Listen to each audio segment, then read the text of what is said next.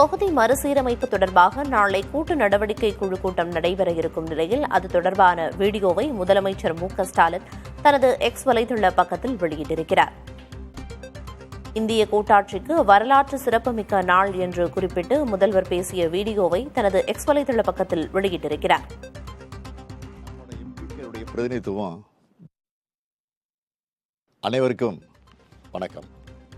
Fair delimitation இதுதான் இப்போ பேசு பொருளாக இருக்குது. திமுக ஏன் இதை பேசு பொருளாக ஆக்குச்சுன்னா 2026 டீலிமிட்டேஷன் கண்டிப்பாக நடந்தே ஆகணும். அப்போது மக்கள் தொகை அடிப்படையில் தொகுதி மறுசீரமைப்பு செஞ்சால் நம்மோட எம்பிக்களுடைய பிரதிநிதித்துவம் பாதிக்கப்படும். இதை உணர்ந்து தான் நம்ம முதல்ல குரல் எழுப்பியிருக்கிறோம். இது எம்பிக்கள் எண்ணிக்கை சார்ந்த பிரச்சனை மட்டும் கிடையாது, நம்ம மாநிலத்துடைய உரிமை சார்ந்த பிரச்சனை.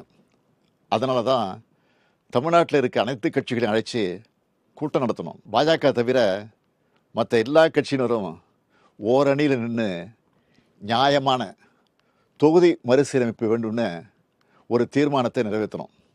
அதில் இந்த தொகுதி மறுசீரமைப்பால் பாதிக்கப்பட உள்ள மற்ற மாநிலங்களையும் ஒருங்கிணைச்சு போராட வேண்டும்னு முடிவெடுத்தோம். அதுக்காக ஆந்திரா, கர்நாடகா, கேரளா, தெலுங்கானா, ஒடிசா, மேற்கு வங்கம், பஞ்சாப் ஆகிய 7 மாநில முதலமைச்சர்களுக்கும் நாடாளுமன்றத்தில் பிரதிநிதித்துவம் இருக்கக்கூடிய அந்த மாநிலங்களை சார்ந்த எல்லா கட்சிகளோட தலைமைக்கும் நான் கடிதம் எழுதினேன். அந்த கடிதங்களை ஒரு அமைச்சர் மற்றும் ஒரு எம்பி அடங்கிய குழு அவங்கள நேரில் சந்தித்து கொடுத்து விளக்கம் அளித்தாங்க. எல்லா மாநில முதலமைச்சர்கிட்டையும் நானே ஃபோனில் பேசினேன்.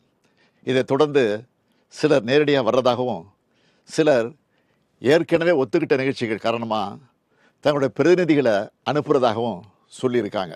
இந்த முதற்கட்ட ஆலோசனை கூட்டம் நாளை மார்ச் 22 சென்னையில் நடக்க இருக்கு.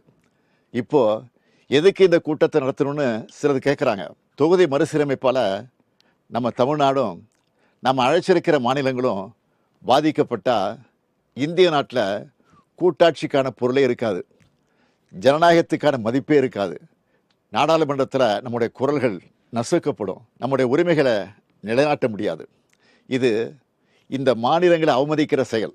எனவே மக்கள் தொகையை கட்டுப்படுத்தி சிறப்பாக செயல்பட்டு நாட்டோட வளர்ச்சிக்கு பங்களித்த மாநிலங்களுக்கு ஒன்றிய அரசு தண்டனை கொடுக்கக்கூடாது. அதனால தான் தமிழ்நாட்டில் இருக்கிற பெரும்பாலான கட்சிகளோட ஒருங்கிணைந்த சிந்தனைப்படி மற்ற மாநிலங்களை ஒருங்கிணைக்கிற இந்த கூட்டம் நடைபெறப் போகுது. இந்த கூட்டத்தில் ஒரு முடிவெடுக்கப்படும். அதன் அடிப்படையில் அடுத்த கட்ட நடவடிக்கைகளை மேற்கொள்வோம். நம்மளோட நியாயமான கோரிக்கைகள் நிச்சயம் வெற்றியடையும். நம்மளோட இந்த முன்னெடுப்பு இந்தியாவை காக்கும். நன்றி.